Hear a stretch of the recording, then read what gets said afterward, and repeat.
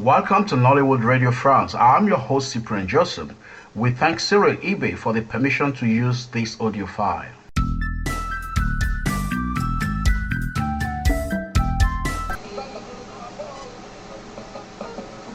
I think his musical innovation, his Afrobeat, is a distinct type of music, that combines jazz and Western pop music with authentic African, especially Yoruba, rhythm.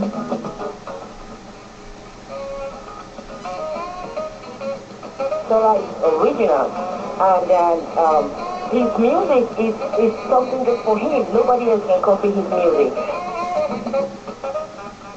Everyone felt a certain keenness with Fela. His music was one that drew everybody in Nigeria, regardless of tribe.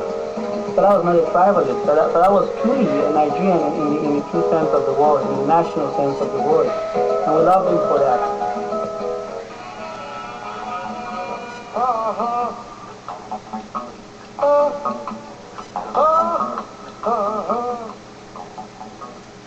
The kind of funeral that was given to him was quite unprecedented. There had never been anything like it in Nigeria before. Not even the death of a president would have elicited so much emotion and so much support from the ordinary people.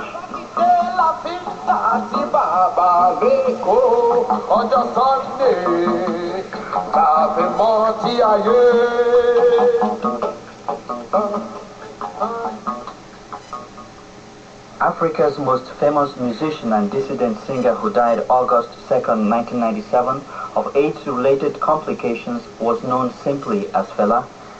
Coming up on this edition of Afriscope, a Chicago radio tribute to Fela Nicola Okuti. I'm Cyril Ibe, your host.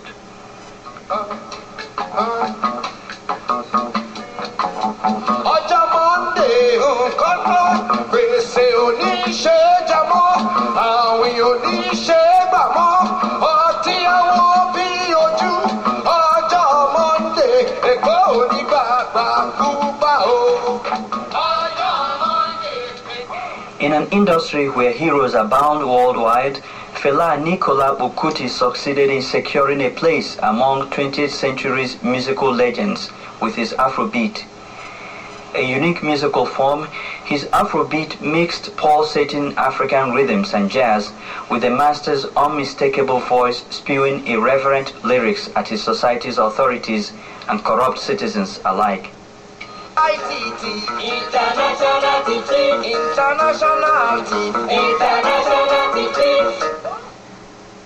He was born Olufela Ransom Kuti on October 15, 1938 in culturally and politically rich Abeokuta in southwestern Nigeria.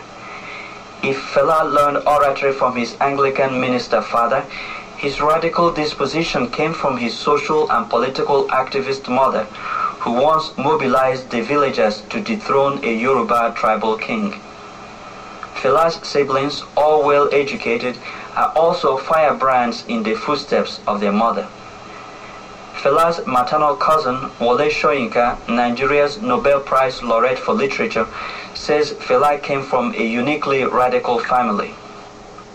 You have here already a radical mold, an unconventional, anti-convention, anti-establishment mold.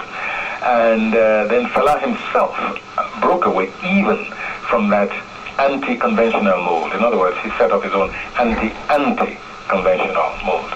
He didn't slip easily. I mean, you can see that he's a very different personality from Becker, for instance, who's also radical in his own very distinct way. Very different mold from Koye, his elder brother, who again is a radical in a very distinct way. And Koye's radicalism is that he does not accept the incompetence of establishment. And he says, no, this can be changed. This is not Nigeria. This is not how the medical services have to be.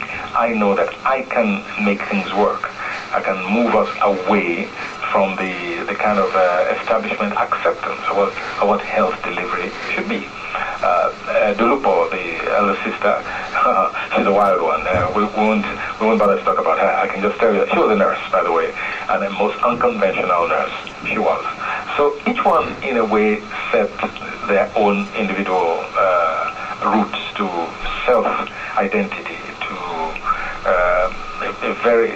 a very key core awareness of in what ways society can be transformed, whether on a micro level or on a macro level. Fela was very much macro, but at the same time he said about his own micro unit, his own sense of family, of community, which was radically different from the rest of the family, different from that of his parents, different from most of his relations that I know of. Sent to England by his middle-class parents to study to be a physician in 1958, Fela instead enrolled at the prestigious Trinity College of Music. Among Fela's musical mentors were Charlie Parker, John Coltrane, James Brown, and Miles Davis. Fela's jazz and high-life music made him popular on the London club scene by the early 1960s. After returning to Nigeria in 1963, Fela blended the Nigerian and Ghanaian influences in his music and later called it Afrobeat, a show of pride in his African heritage. He also dropped his Anglican name Ransom in favor of Anikolapo, taken from Yoruba mythology. Again, Wole Soyinka. He took it from the traditional praise names of one of our deities. More than one of our deities, as a matter of fact. And Anikulapo means somebody who, in a way, has conquered death because he has taken death and placed death in his sheath. He has sheathed death. And that's an expression of somebody who is authentically fearless. In other words, he's not afraid of death, he's not afraid of pain, he's not afraid of privation. He has pocketed death, Anikulapo. Now that is again another instance of what I describe as the very unique kind of radicalism which Fela had. So he renamed himself. A 10-month stint in Southern California in 1969 exposed Fela to the radical black politics espoused at the time by the likes of Malcolm X and the Black Panthers. Returning to Nigeria from another life-shaping trip abroad, Fela launched himself a patriarch of African music of his time. Unrelenting in his scathing attacks on successive Nigerian governments, military and civilian alike, Fela aligned himself with the powerless masses. He even contemplated a political career by founding the Movement of the People Party in the late 1970s, perhaps half seriously, half a mockery of the tens of political parties during Nigeria's Second Republic. But there was no joke about the price Fela paid for his anti-government lyrics. He was arrested numerous times and jailed repeatedly. At one time, Fela went into exile in neighboring Ghana for nearly 1 year. Minabere Ibelema, a Nigerian professor of communications at the University of Alabama in Birmingham, says Fela's music empowered particularly Nigerian youth to challenge the status quo. Fela, I believe, was probably the only musician that directly, took on the government, and I think that was a good thing. That was a good thing because it stirred up people's consciousness, especially with regard to acquiescing to military dictatorship. Some of his songs, addressed the question of acquiescing and doing as one is told, without questioning.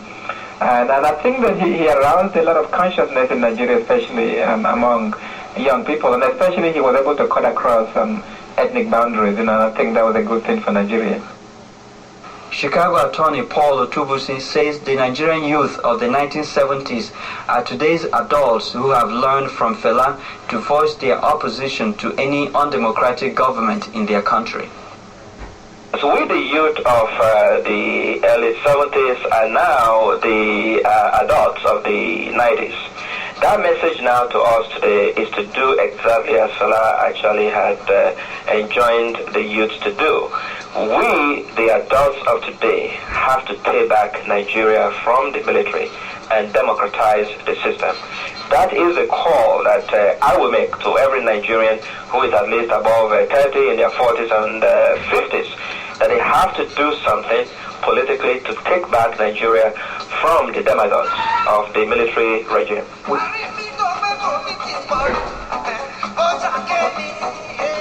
Emboldened by the power of his music and his large following, Fela founded the commune called the Kalakuta Republic. David Akinde is a Nigerian filmmaker who saw the compound up close in Lagos, Nigeria. Kalakuta Republic, which was essentially Fela's house and commune, was a haven for artists, disaffected artists, if you will. These were individuals who shared Fela's vision of his music, of his fight against military oppression and tyranny in Nigeria. I mean, as you are well aware, Fela was very outspoken. And you had all these elements there at Kalakuta who felt the same way and, produced music and stated their views clearly through their art. Fela was unblinking in his attack on the Nigerian authorities. In the late 1970s, in one of his run-ins with the law, about 1,000 armed Nigerian soldiers stormed his Kalakuta Republic. They threw his mother in her late 70s from an upstairs window and set the commune ablaze. His mother would die a year later from injuries suffered in this confrontation. Fela lost many treasures of his, but he had another structure by which he was known. It was called the Shrine. Again, David Akinde. The Shrine was certainly different, for lack of a better word. It was a nightclub on the outskirts of town in Lagos, and Fela's music was what was played there. Now, when you got to this Shrine, you were searched before going in, and then after the search, you would get in there, and it was a huge place, filled with smoke. And when you got in there, you were just in awe of the arrangement there. For instance, you had these huge pedestals where you had ladies skimpily clad, dancing, gyrating to the hypnotic beat of Fela's music. Now, Fela wasn't there at that time in the beginning. This was this was like a warm-up. And then you had individuals sitting down in conversation. The air was pregnant with anticipation of Fela coming. And you listen to the music for a couple of minutes or hours, as the case may be. And then all of a sudden you heard this commotion in the opposite direction. And then you heard Abamieda, Abamieda, which was a hailing that they used for Fela, which in effect means the weird one.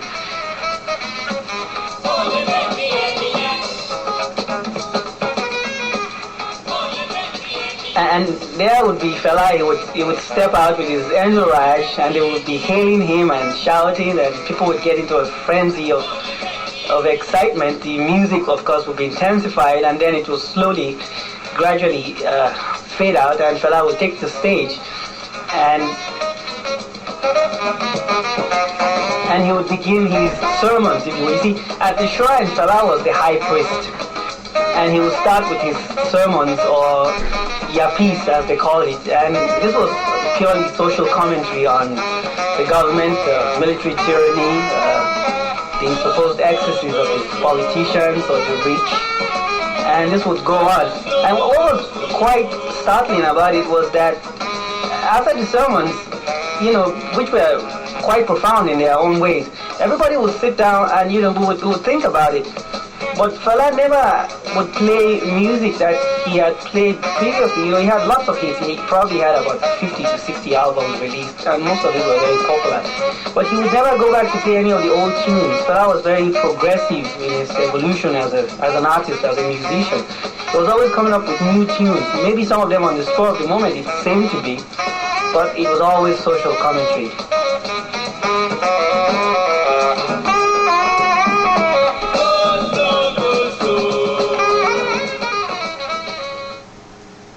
Fela, Abamieda, or the Weird One as he was known, smoked marijuana, blasted those who considered it a drug or sought to outlaw it.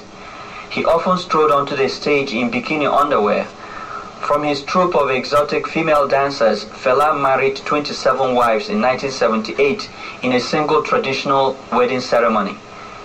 Despite his eccentric behavior, Fela's influence on particularly African musicians was tremendous.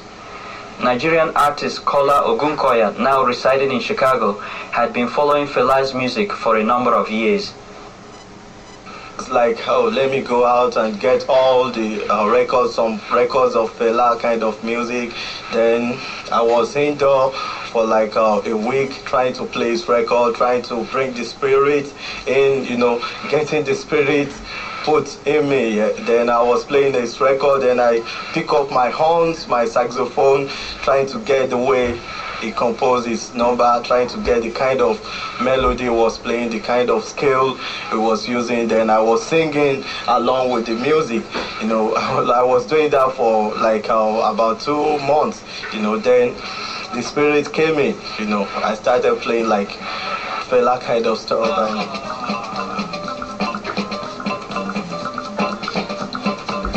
As I sit down for house, I come to think of my country.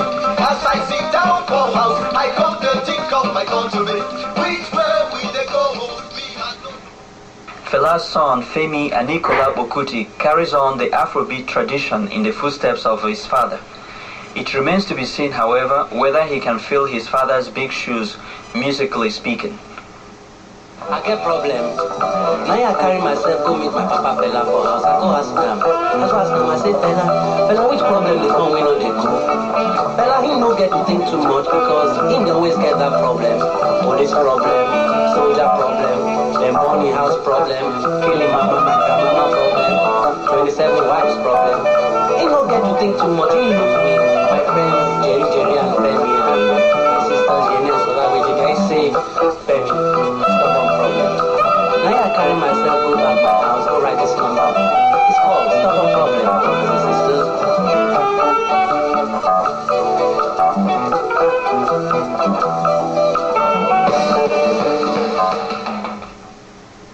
Even if Femi and Kola succeed in keeping Fela's memory alive, Fela will remain irreplaceable. Ole Soyinka says Fela was truly original. Well, people are not mourning today in an entity. The international press is not just talking about somebody who happens to have had a name. No, he actually made a personal impression which related to some of the issues which confronted European society, external society, whether African society, European society, Asian society, no matter what. I mean, I've ridden in a taxi in a number of times in New York, and the taxi driver was playing Fela. I've been to universities where the professors there knew Fela, and would ask me about him and had his records and so on and so forth. So his legacy is much, much wider than even Nigerians realize. It's universal. Fela's Calcutta Republic was visited as a place of pilgrimage by the likes of Stevie Wonder, James Brown, Marvin Gaye, and the Chicago Art Ensemble.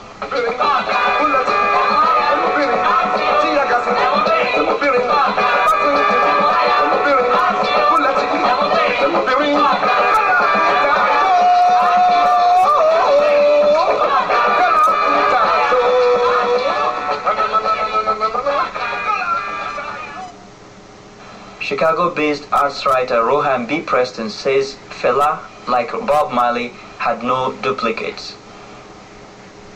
I'm a big fan of Fela's music. He is one person as an artist who fused various African derived forms into what he called Afrobeat, but really spoke in the same way that Bob Marley did, in a kind of patois that reached people across all cultures, all across the world. And he's one of the few artists, I should add, certainly in the second half of this century, who could sustain a song for half an hour or an hour and not have it be, boring. I mean, Coltrane did it, certainly George Clinton has done it, and the Grateful Dead as well. But Fela really mastered the long form.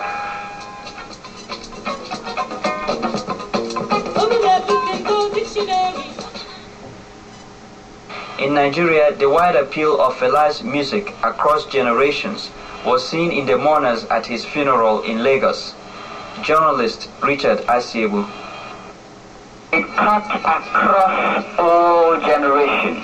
I mean, from little kids, you would even begin to wonder, teenagers, and even children in their pre-teens, you wonder what kids of that age would have to do with a man like Fela. You saw people who were very old, and people who cut across all the social strata, because one thing about Fela's music was that he talked to the people in their language. You know, most times he would get down to the pidgin English, which is almost a lingua franca down here, even though the official language is English. If you call a woman, African woman, no go free. She go say, I be lady, yo.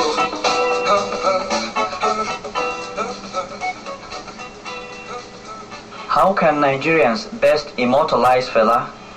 Paul Otubusin says it must be in the willingness of Nigerians of all ages to challenge any authoritarian regimes in their country. The only way we can honor Fela in our lifetime today is if we democratize Nigeria, returning back to democracy, returning back to the people. Fela was a man of the people, and that is what we should strive for, to make the country a country of the people, ruled by the people, and based on the people's will.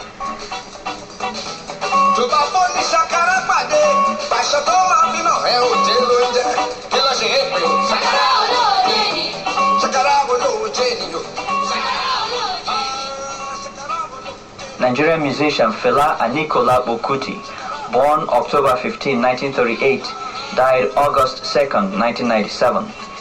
This has been a Chicago radio tribute to Fela on Afriscope. Co-producers are Cyril Ibe and David Akinde. I go beat you, I go never kill you. Na Shakara. I go beat you, go be like you get accident. Na Shakara. You don't know me. Na Shakara. Wait till I come out my dress. Na Shakara. You see, enough you do nothing. Na Shakara Loji. We get the song for them. We just sing them like this. They go say,